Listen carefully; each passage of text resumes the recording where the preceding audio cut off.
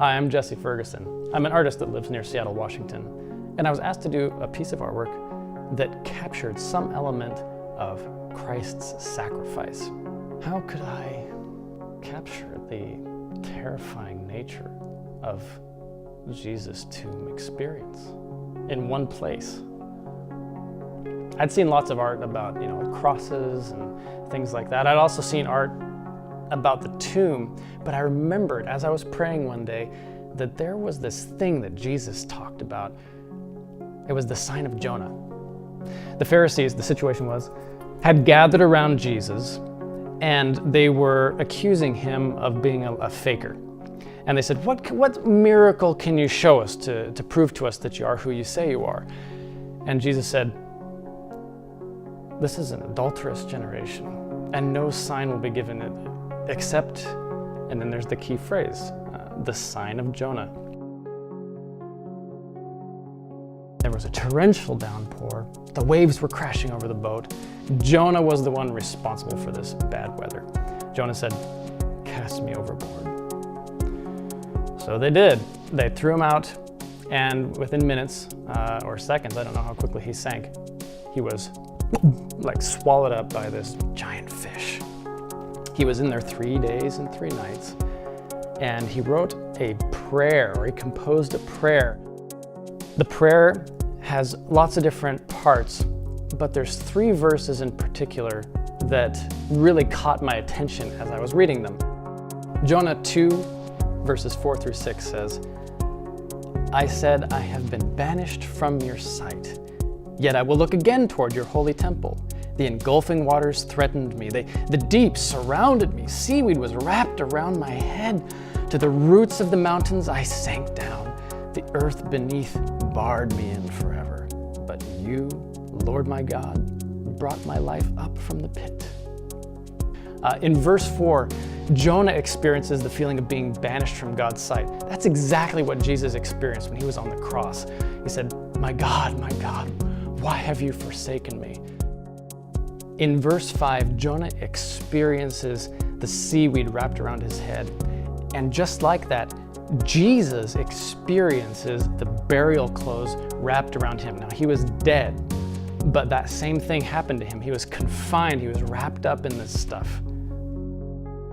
In verse 6, Jonah talks about the foreverness of death and then freedom from its sting, being raised up from the gaping maw of the earth. And Jesus experienced resurrection as well. And I recognized those situations right out of Jesus' ministry. But between the time that he was on the cross and he resurrected from the tomb, it's like Jesus himself wrote them. And I realized God must have, anticipating the cross sacrifice in the future, laid out this rhyme, this verse, as a messianic prophecy. When Jesus was talking about the sign of Jonah, I felt that a sea monster was something that had never been done before, that I haven't seen done anyway. The fish is definitely morbid and dark. But I thought it was important that it was that way.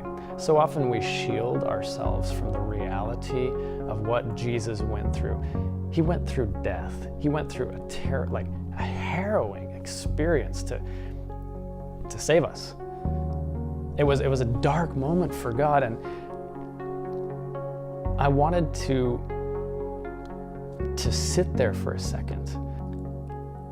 What you see behind me is my attempt at capturing why I am in love with Jesus.